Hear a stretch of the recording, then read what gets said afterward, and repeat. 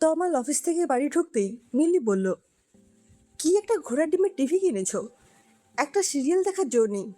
এখন কত ভালো ভালো টিভি বেরিয়েছে, তা তো কিনবে না তুমি? তমাল জুতো খুলতে খুলতে বলল, লাখখানেকের কাছাকাছি দাম, আমি কোথায় পাবো বলো তো? মিলি টিভি রিমোটটা দুম করে টেবিলে রেখে রান্নাঘরে যেতে যেতে বলল, তোমার সবসময়ই এক কথা, কিছুই পারবে না তুমি। তাহলে বিয়ে করেছিলে কি করতে? দীঘা পুরী ছাড়া অন্য কোথাও নিয়ে গেছো আমায়? সোনার গয়নার কথা তো না হয় ছেড়েই দিলাম, কবে কোন আবদাটা মিটিয়েছো তুমি আমার? সারাদিন শুধু খেটে মরো।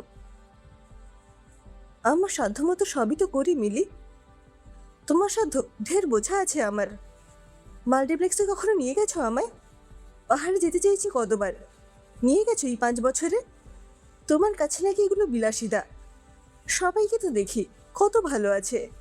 এই তো আমাদের চৈতিদির বর, কি ভালো চাকরি করে, রোজই তো বউকে এটা ওটা কিনে দিতেই থাকে। এই তো ধনতেরাসে হাতের বালা দিল বউকে, আর তুমি আমার হাতে একটা স্টিলের থালা ধরিয়ে দিলে। কতবার বলেছি প্রমোশনের জন্য বসকে একটু বলো, তখন তোমার ওই এক কথা, এই বেশ ভালো আছি। কিন্তু আমি যদি আরেকটু বেশি ভালো থাকতে চাই, সেটা কি অন্যায়? এই বলে চায়ের কাপটা এনে তমালের হাতে দিল মিলি। তুমি তো সবকিছু দেখে শুনেই আমি বিয়ে করেছিলে মিলি। তমালের এই কথায় ঝাঁঝিয়ে উঠে মিলি বলল, হ্যাঁ করেছিলাম, ভুল করেছিলাম। কারণ 5 বছরে তোমার যে এক চিলতেও উন্নতি হবে না, সেটা বুঝিনি তখন। বয়স কম ছিল, তাই বুদ্ধিটাও কম ছিল। তাই জন্যই এখন পস্তাতে হচ্ছে আর কি। সত্যি ওরা দুজনে ভালোবেসে বিয়ে করেছিল, কিন্তু বিয়ের পর অভাব অভিযোগের ঠেলায় ভালোবাসা যে কবে পালিয়ে গেছে তা ওরা নিজেই জানে না। বাবা মাকে বললে ওরা বলবে, কতবার বারণ করেছিলাম, তখন শুনেছিলি আমাদের কথা? তাই মিলি সেই রাস্তাও বন্ধ। তাই তমালের উপরে সমস্ত ঝাল ছেড়ে তবে শান্তি পায়। তমালের নীলকণ্ঠের মতো সমস্ত গরল পান করে ঘুমিয়ে পড়ে। এইভাবেই কেটে যাচ্ছে দিনগুলো। একদিন তমাল বলল, কাল একটা নেমন্তন্ন আছে, আমার কলেজের বন্ধু স্বামীর সাথে হঠাৎ রাস্তায় দেখা। বলল কাল তো ছুটি আছে, তাই চলে আসিস। মিলি বই পড়তে পড়তে বলল, তোমাকে বলেছে তুমি যাবে? আমাদের দুজনকেই বলেছে। তমালের কথা শুনে বইটা মুখ থেকে সরিয়ে মিলি জিজ্ঞেস করলো, কোথায় থাকে তোমার বন্ধু? সাউথ সিটিতে থাকে। মিলি কিছুক্ষণ অবাক হয়ে তাকিয়ে বলল, সাউথ সিটি? বলো কি? তাহলে তো অনেক বড় লোক। বাব্বা, কোথায় চাকরি করে? অনেক টাকা পাই নিশ্চয়ই। তমাল বলল, আমি এত কিছু জিজ্ঞেস করিনি। মিলি মুখ বেঁকিয়ে বলল, তা করবে কেন? বিয়ে করেছে তোমার বন্ধু? তমাল মাথা নাড়ল। মিলি নিজের দুগালে হাত রেখে বলল, বইয়ের তাহলে তো বিশাল স্টাইল হবে। সাউথ সিটিতে থাকে বলে কথা, যাতা নাকি? সেদিন রাতে ঘুমোতে যাওয়ার আগে গুগলে সাউথ সিটি সার্চ করে ভালো করে দেখে নিয়েছিল মিলি। মিলির কাণ্ড দেখে হাসি পাচ্ছিল তমালের। পরের দিন যাওয়ার আগে সাজুগুজু করতে করতে মিলি বলছিল, ধুর, না আছে একটা ভালো শাড়ি, না আছে মানানসই গয়না। তমাল বলল, আজ অন্তত রেহাই দাও প্লিজ। এইবার চলো। শ্যামু ইনি 3বার ফোন করলো। সাউথ সিটিতে পৌঁছে গলাটা লম্বা করে গগনচুম্বী আবাসনগুলো দেখছিল মিলি। সেলফি তোলার চেষ্টাও করেছিল। তমাল কোনো মতে টেনে নিয়ে এসেছিল। দুধসাদা অ্যাপার্টমেন্টে ঢুকে মিলি গোল গোল চোখ করে চারপাশটা দেখছিল। কি নেই ঘরে? মিলি আস্তে করে তমালকে বলল, টিভিটা দেখেছো? আমাদের 5টা টিভির সমান। তমাল মিলির হাতে চিমটি কেটে বলল, আস্তে বলো, শুনতে পাবে। শ্যাম্য বলল, বস তোরা, মেঘাকে ডাকছি আমি। আজ তোরা আসবে বলে সব নিজে হাতে রান্না করেছে। তমাল মুচকি এসে মিলিকে বলল, শুনলে তো, সাউথ সিটির বউরা রান্নাও করে। মিলি রেগে গিয়ে বলল, আমিও তো করি, সুযোগ পেলেই অমনি আমায় কথা শোনাও। তমাল হেসে বলল, তুমি কোন সুযোগটা ছাড়ো বলো তো? মেঘা রান্নাঘর থেকে বেরিয়ে এসে বলল, খুব ভালো লাগলো তোমরা এলে, কেউ তো আসেন না আজকাল। মিলি মেঘার হাত দুটো ধরে বলল, তোমাদের ফ্ল্যাটটা খুব সুন্দর। মেঘা বলল, তাই? কিন্তু তোমার থেকে কম সুন্দর। তুমি খুব মিষ্টি। কেন নিচে এত রান্না করতে গেলে? একদিন না হয় করলাম, সারাদিন তো ছেলেকে নিয়েই ব্যস্ত থাকি। তাই? ছেলে আছে তোমার? কোথায় গো? মেঘা বলল, ওই তো ভেতরের ঘরে ঘুমোচ্ছে। 3 বছর হলে কি হবে? কি যে দুরন্ত, আর বলো কেন? মিলি বলল, ঘুম ভাঙলে কিন্তু আমি খুব চটকাবো বলে দিলাম। মেঘা মিলির কথা শুনে খুব হাসছিল। শ্যামও বলল, আগে তুমি ওদের খেতে দাও, অনেকটা বেলা হয়ে গেল।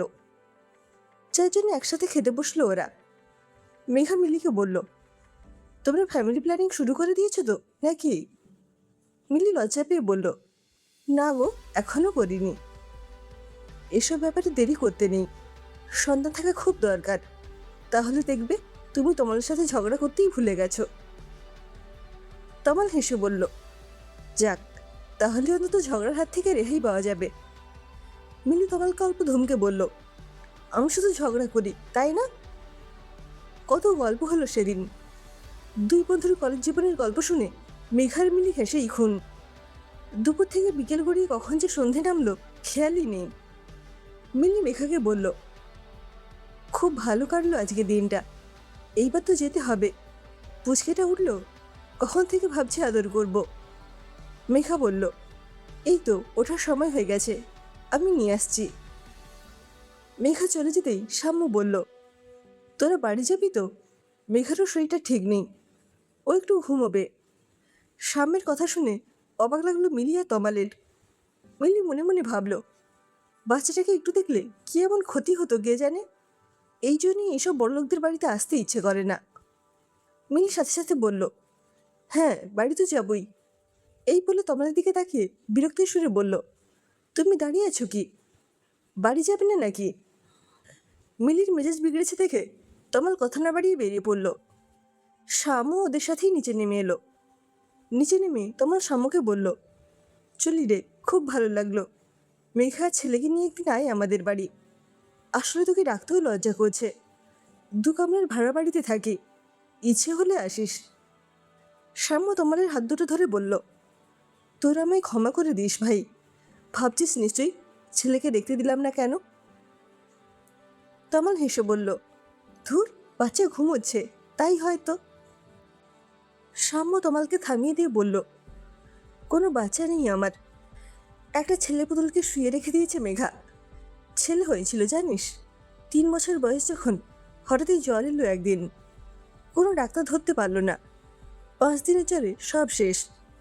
এত পয়সার মালিক হয়েও নিজের সন্তানকে বাঁচাতে পারিনি। মেঘা মনে করে বাবান এখনও আছে আমাদের সাথে। ওই যে তোদের বলল কেউ আসে না আমাদের বাড়ি, কে আসবে বল? সবাই বলে তোর বইয়ের পাগলামি দেখতে আসবো নাকি। মেঘা লোকজন খুব ভালোবাসে, আজ তোরা আসবি বলে খুব খুশি। এখন তোদের নিয়ে চলে এলাম, কারণ তা না হলে পুতুলটাকে কোলে নিয়ে তোদের সামনে এসে হাজির হতো। মাঝে মাঝে এতটাই ভায়োলেন্ট হয়ে ওঠেও যে সামলানো দায় হয়ে যায়। এখন ওকে ওষুধ খাইয়ে ঘুম পাড়াবো। প্রতিটা দিন এখন আমার কাছে একটা চ্যালেঞ্জ। আমি জানি আজকের পর তোরাও আর আসবি না। সাম্যের কথা শুনে মিলি বলল, কি যে বলেন, অবশ্যই আসবো, আপনার যন্ত্রণাটা বুঝতে পারছি আমরা। তোমার সাম্যের হাত দুটো ধরে বলল, কলেজের ওই বিয়েকালের ছেলেটাকে কোথাও খুঁজে পেলাম না আজ।